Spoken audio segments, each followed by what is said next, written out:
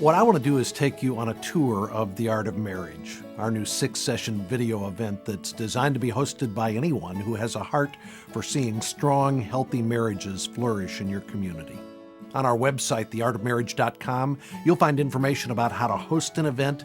There are promotional tools, answers to frequently asked questions. But what I want to do here is give you a guided tour through each of the 6 sessions, so you'll get an idea of how the material is presented.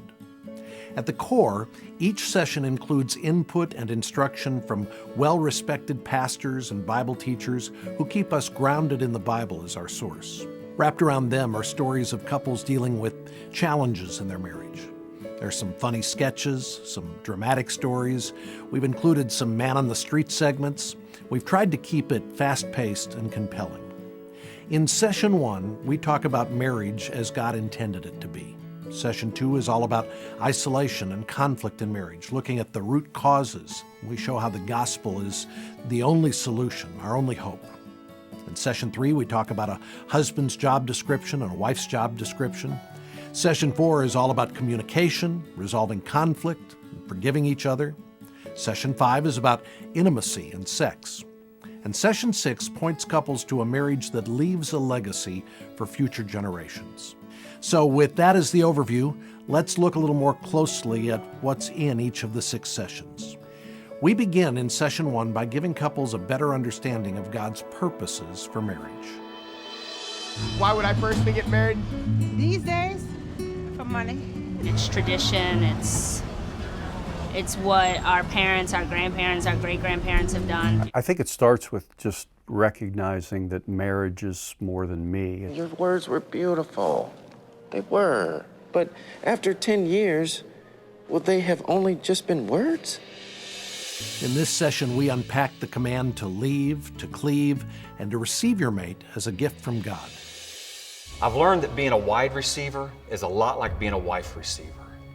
I can't just accept my mate as a gift from God. I must choose to receive her all the way into here. There's a moment in which, as my wife is walking down the aisle of that church, not only is there no other woman in the room, there is no one else in the room but her for that moment. You know, Bill, when there's a death of a child as a result of the responsibility of one of the spouses, there's probably an 85% chance for a divorce. I had to come to grips with, am I going to take that anger and just focus on that anger and focus on the mistake, or am I going to talk about what we have to do going forward as a family and as a couple? In Session 2, we help couples see that the natural drift in marriage is a drift toward isolation. After nearly 8.5 years of marriage, Mark has decided he wants his freedom. He's filing for divorce. Marriage is not about my happiness. It's not about my fulfillment. Marriage requires the shift of the pronoun from mine to ours. He would walk out the door and I'd be like, wait, you're leaving again tonight? And he'd be like, yeah, don't you remember I had this meeting and then I have to go here and I have to speak to these people? And I'd be like, whatever. Great, you know what? I'll put the boys to bed by myself again. That's great, honey. See ya. We try to help couples see that this drift toward isolation is a result of our innate selfishness and our sinfulness. Body, soul, spirit, our minds, our thinking, our emotions, our actions, all of it is affected by the fall. Said the snake, faking genuine concern. Everything would be just fine if she quit trying to control me, and if she quit nagging so much, and if we had sex more than 9 times a year. And I think one of the great problems in a marriage relationship is when we lose sight of really the command to complete one another. When we do move to competition, we lose all ability to be one as God designed it, and we start moving toward isolation. Ultimately, we want every couple to see that the hope for their marriage is found in a relationship with Jesus and in the gospel. You cannot have a successful marriage without the invasion of the supernatural in your marriage. We need someone above us to deliver us from our self-destructive tendencies. Session 3 is all about our roles, helping couples understand God's design for husbands and wives, learning to perfect the dance that is marriage.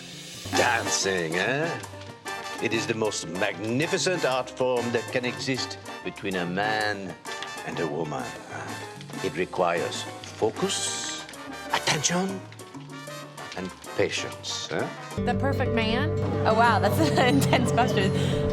Of a perfect woman? Young, blonde, sexy. Submissive? Don't tell my wife that.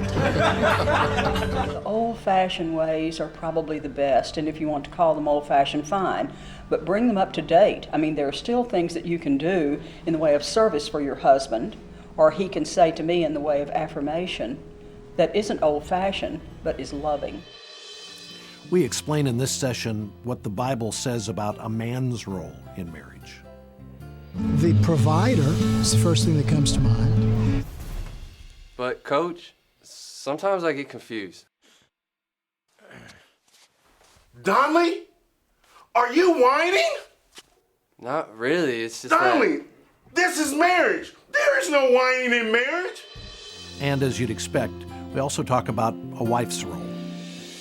The woman's role in a marriage relationship is to help her husband. I can just see women now going, oops, I knew it. Here we go. My generation, I took on the role of the cook, the housekeeper, take the children to school. The day you put on your wedding dress, you put on a new cheerleader outfit. You're cheering for your family team. We never called each other names. I never let the boys call each other names, and I never, ever called Bruce an idiot. But I didn't have to because the boys knew exactly what I meant by my tone of voice.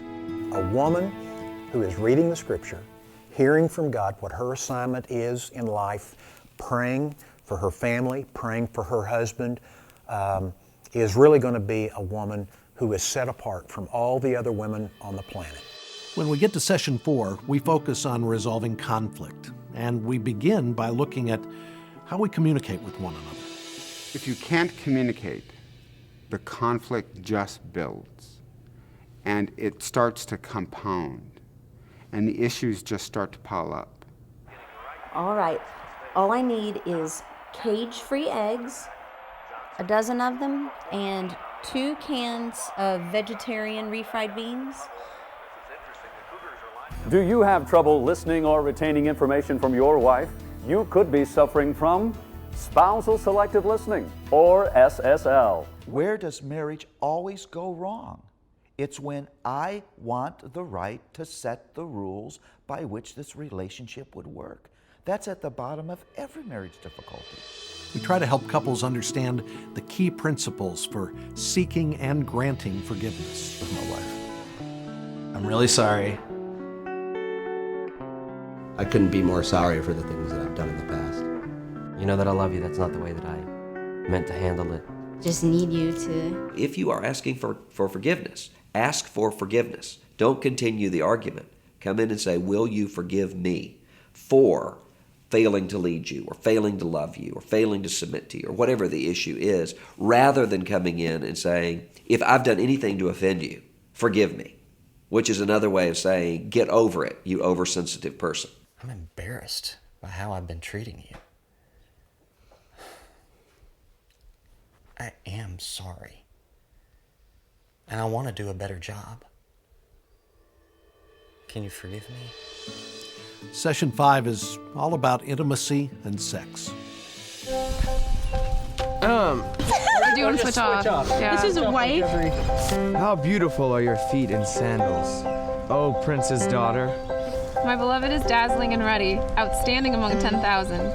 I didn't realize when I got married at 23 how a woman's body worked and how long it took her to reach that point that takes a man, about 20 seconds. Sexual intimacy means getting to know one's husband or wife, which often takes a long time. We tackle some tough issues in this session. What I thought would be one of the most rewarding things became and can become a struggle. And it was inside that door and inside that room that I experienced some sexual abuse. I'm tired, exhausted from having all these little kids, and I just want to go to sleep. And then I feel the hand move over, and then I feel the hand touch me. And in places I really don't want to be touched right then, and so it's just like, stop! We try to have some fun with this session, too. Our population continues to plummet. Now, I know that we've learned that playing practical jokes on the pterodactyls doesn't help. But obviously, we need to make new cavemen. The question is how? Meet Tommy and Susie. Tommy and Susie are newlyweds. And although they've already learned a little about sex, they still have a lot to learn about intimacy. Our final session is all about helping couples have a vision for their marriage that goes beyond themselves. Your legacy's all you got. They're going to forget your name. They're not going to visit your tombstone. Nobody cares. But if my son and my daughters love Jesus Christ, and they tell their children to love Jesus Christ, then I think you'll hear, well done, good and faithful servant. I would hope that they wouldn't say that something like I was selfish or anything like that. They wish I would have I'd met all my deadlines. I hope they'd say something nice, like that I was a good friend to them, that I was a very happy person, and that I hope that I made a lot of people laugh. I believe that when I'm gone, I want my family to be able to say, I'm glad she came. I would say deep love is the one thing that has kept us together. I think that's it for me too. It's unconditional love. No matter what, good or bad, we're in it forever. Well, hopefully that gives you some idea of what we put together for the Art of Marriage. We're grateful for the positive feedback we've been getting from audiences that have attended an event and seen all 6 sessions. And we hope that with what you've seen here, you'll be motivated to attend an event or even host an Art of Marriage event in your community.